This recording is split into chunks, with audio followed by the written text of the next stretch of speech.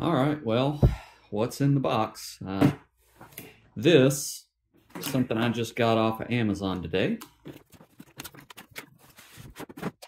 This is an Amazon Basics portable induction cooktop. And it says here 1800 watts. All right, well, there it is. It is not real heavy, pretty compact unit. So it looks like it's got a pretty good sized fan there on the bottom. There we go. 120 volts, 1800 watts. All right, don't cook in water. Household use only.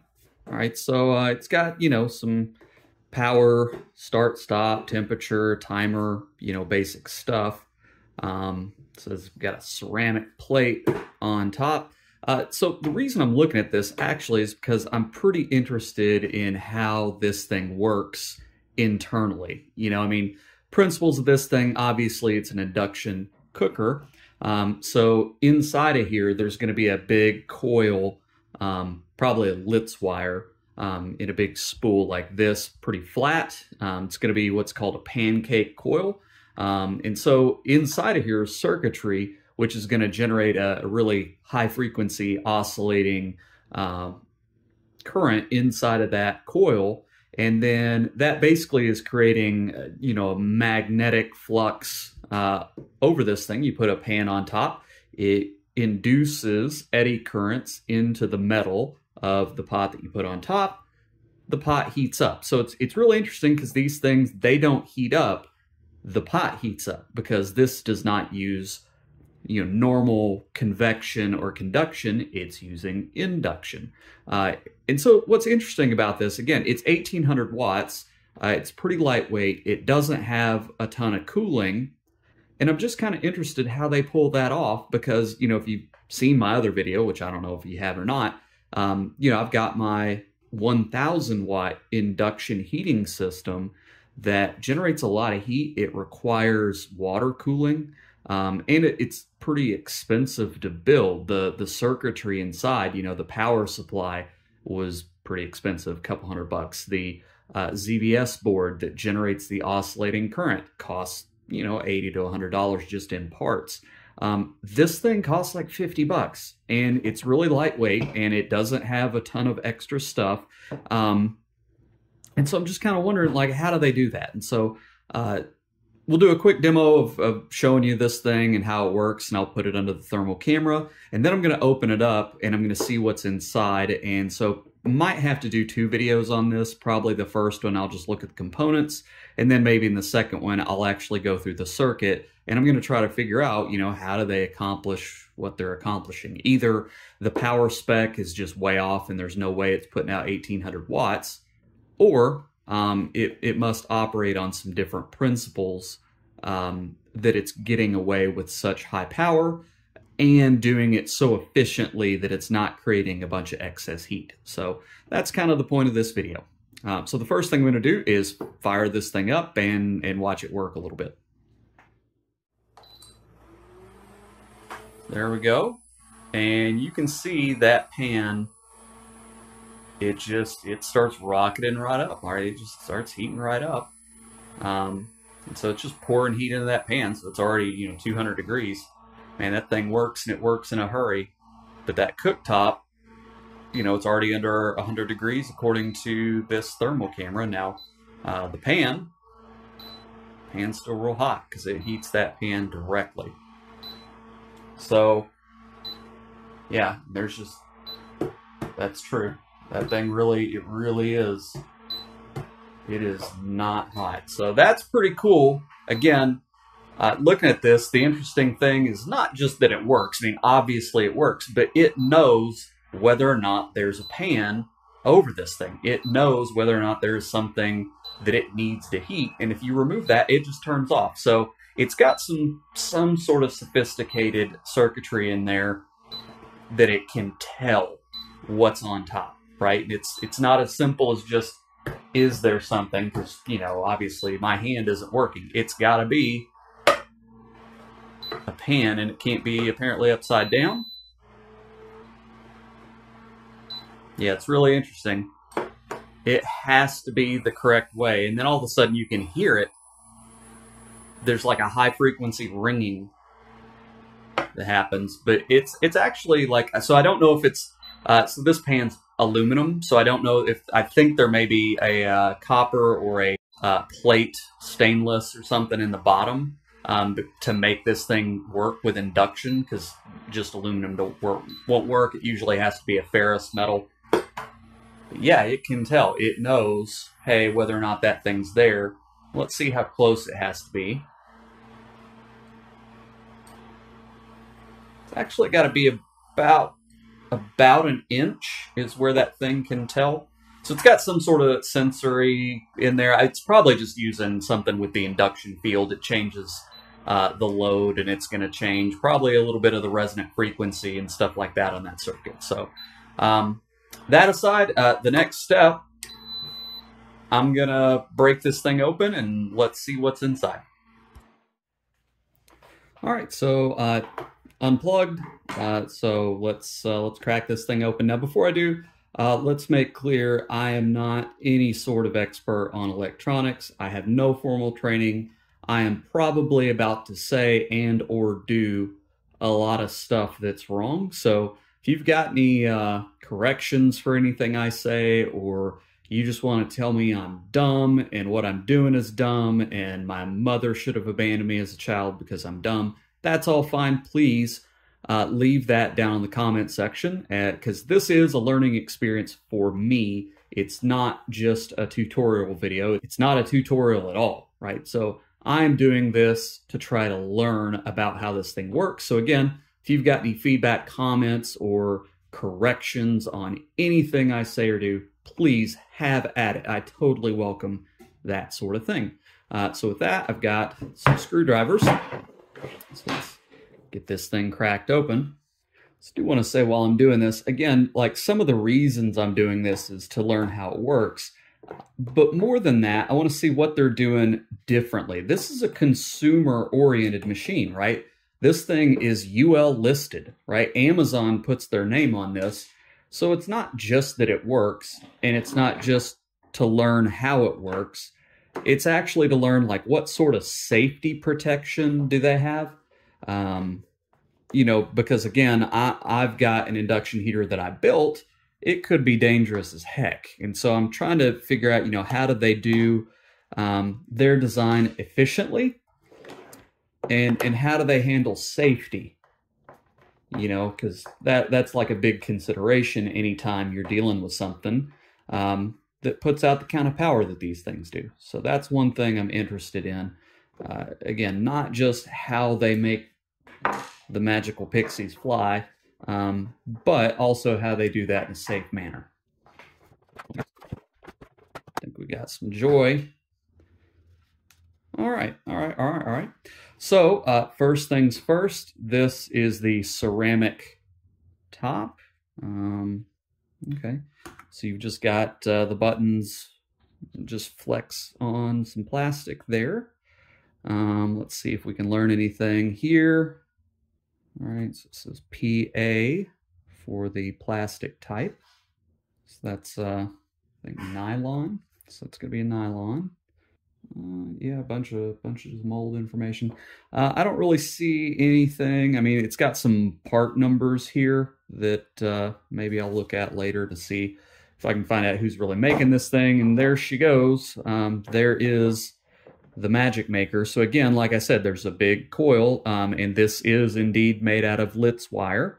And so Litz wire, this you can see is stranded. So it's a bunch of individual strands. Because this thing works probably at high frequencies. I'm guessing this thing probably operates something like 20,000 hertz, 20,000 to 50,000 hertz probably frequency. And at high frequencies, electrical current largely travels on the outside of wires. And so if you're using a thick conductor, that actually is wasteful. It's not very efficient because most of the current is traveling on the outside, and the inside of the conductor is essentially wasted. And so they make this Litz wire, which is a bunch of small strand conductors all individually insulated from each other. And basically, it provides a lot of small diameter wires. And so you're maximizing kind of surface area to total, diameter on your entire conductor with that. And so for higher frequency systems, you'll see these multi-stranded Litz wire components, and that's what they're using for the main inductor on this thing. So it looks like we got a control board. Now, if I sound like I know what I'm talking about here at all, it's because I have been looking at these things online and I have looked at other people's stuff. And these systems these are pretty standardized designs, and some like microcontroller and electronics companies put out reference designs, and it turns out that a lot of these companies are following pretty closely to these reference designs. And so here's one PCB, all the control circuitry, you've got your buttons and LEDs. This is coming from a different PCB, and so it's got ground, it's got plus 5 volts, and then it's got a receive and send, so it's doing some communication, transmit and receive to this other board. So that's actually not plugged, that's like soldered on, so I can't undo that easily. So that conformal coating is actually keeping me from able to read this chip, so I may try to remove that later, but I'm guessing this is going to be, based on all the designs I've seen, this is almost certainly the main microcontroller, and this is probably the LED or the touch driver, which is used probably to drive this LED display. Okay, so then we get down into here. Now, before I get in here, just because I know some people are probably freaking out, it is unplugged, but let's check to make sure that there's no hairy scaries still in here. All right, so I'm not really getting any voltage across anything. All right, it's got a little strain relief on the power coming in from the wall. Okay, so underneath here we've got a couple of connections. I am guessing that one of those at least you can actually kind of see on top. Right in there is a little temperature sensor. So I'm guessing that's at least part of this is the temperature sensor. I'm not sure what the other would be.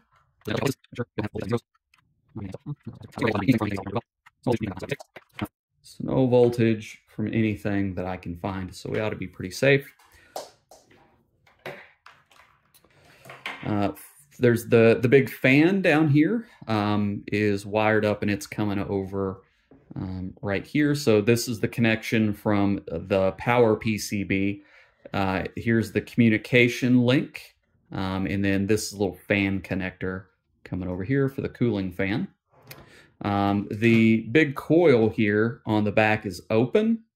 It's got, I'm sure these are probably on the back, these are probably some sort of ferrite or some sort of induction guide that, you know, probably keeps the magnetic field focused up instead of coming down. You can kind of do that with inductors. You can get flux shields and stuff that kind of keep the field focused where you want it. Keeps it more efficient. Okay, so in this PCB, looks like, I'm guessing under this, again, these are pretty standard designs, and under here is going to be probably a rectifier, because the voltage that comes in will be rectified to DC. And then there will also be a IGBT. So rather than MOSFETs, they're using an IGBT, and that's going to be the switching system that actually makes the high frequency signal. And so then the induction of this coil interacts probably with one of these big capacitors. We got a couple of capacitors here. So we've got a MKPH. This is a 0.24 microfarad, 800 volt AC, 1200 volt DC. It's rated 30 kilohertz cap. There's two of them. I don't know if those are series or parallel yet. We'll see. And then here, this is, I believe, this big blue one, I believe, is a different capacitor. Yeah, it's capacitor 1, capacitor 3, and capacitor 4. So these are certainly together. Again, whether they are series or parallel, I'm guessing they are going to be parallel, but we'll see. You know, just looking at it, it looks like they're across this. And so my guess is these capacitors are the ones that set up the resonance with this coil. So you got a LC resonance built. The frequency kind of is established by those components. This, I'm not sure if that's part of the input power or not. We've got another big capacitor here. Those are all closed up. All right, so the little IC right there is actually a PFM converter, a pulse frequency modulator controller and MOSFET. So it's basically part of the power supply. So working on the power supply there. So that's what that is. Looks like we've got a small transformer that's going to kick out here. So that's going to provide 18 volts and 12 volts, which is almost certainly getting used to power the microcontroller on the board and provide power for the IC system, because they're not going to be able to run off the mains voltage. So that's what that little transformer is going to be kicking out. And we've got a little inductor here, and let's see, what's our little... We got a transistor. Yeah, we got a little NPN transistor there. Again, probably switching stuff. So let's, I mean, gosh, let's get under the hood here and see underneath our heatsink what we are working with. There's the back side of the board. All right, so we've got our mains coming in. We've got line, and here's the neutral. All right, and so fuse sends the line across over here. And so here, these are going to be the bottom of the rectifier here.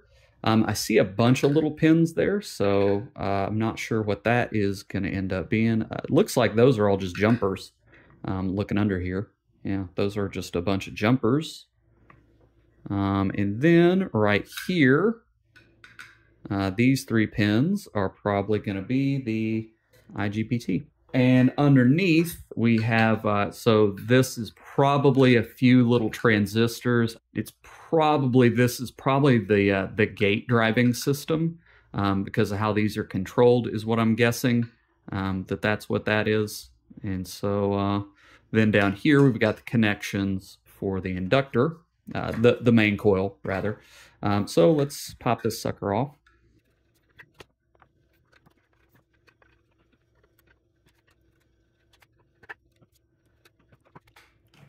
I didn't even notice we've got a bunch of other stuff over on this side, so we got quite a bit going on over here. And so I can't really tell because, again, this conformal coating is kind of shiny, and I'll have to get this under some better lighting to really figure that out. So a lot of times what this stuff is going to do is it's going to be sensor networks to read current and frequency and voltage over here, and then communicate that back. And you can see it's all right next to this communications connector. And so basically a lot of this stuff will be generating information that the microcontroller will be relaying back and forth, telling it what to do. So I've got these screws out. I see. Okay, so what they've done, I'm not going to easily be able to get this thing off, because it looks like what they've done is they have actually screwed the IGBT and the rectifier. They're actually screwed, and you can right there you can see that screw. They're attached from underneath to this. So they do provide it looks like, yeah, there are actually PCB cutout. That's pretty neat for service. All right, so you can see right there, there's this little almost circular hole, and there's another one right there. Those are actually to undo these screws. So let's see if we can do that. So that's kind of neat, right? It was built with some service in mind. You know, with those holes, now we can undo those screws. Okay, and there we go. And there, again, rectifier, and it says IGBT, right? So let's find out what kind real quick. It says H30PR5. So that thing is rated at 30 amps on the collector current, and its emitter voltage is 1,350 volts, so 1.35 kilovolt collector voltage. So that's pretty bussin' reverse conducting IGBT. And then probably just a pretty standard little rectifier here. Let's see if we can take a look at it. And so, yeah, this is a diode rectifier. It is 25 amp average current, 1 kilovolt reverse voltage. So pretty standard rectifier. So yeah, let's see, other big components here. So again, we've got a big cap right down here by the input, which is a 10 microfarad NKP cap. Looks like a 275 volt AC rating. So the big blue in there is 10 microfarad 275 volt AC. Looks like a 400 volt DC MKP X2. So it's kind of interesting that they use different capacitors, even though they're mostly the same. I'm not sure what the... Again, they both look pretty similar as far as their design and rating. I don't know, I'd have to look into that more. But looking on the back side, we can confirm the big blue 10 microfarad, that's going across here. And this, I believe, is going to be across the rectified voltage. So it's going to be part of the rectifier system. And then down here, I can see both these traces. So sure enough, yeah, these two caps are in parallel to produce a resonant network with the main coil. So that's the hardware. I don't know that there's really much more to learn without getting into the details. Let me see if I can figure out what this thing is with my flashlight. Okay, so I've spent some time and I tried to get some of that coating off and learned a couple things. Number one, nope, that is not a microcontroller. I mean, it is, but what it is it's just the driver. It's a 1668 LED driver, and then this down here is also not the main brain. This, I think, has something to do with all the touch interface. You know, looking at all the traces, it would seem that they are mostly coming into this. So, kind of interesting. For the most part, this is arranged a little different than I assumed, because again, this is just the display driver. And so this down here is a BF6912 touch key chip, it looks like.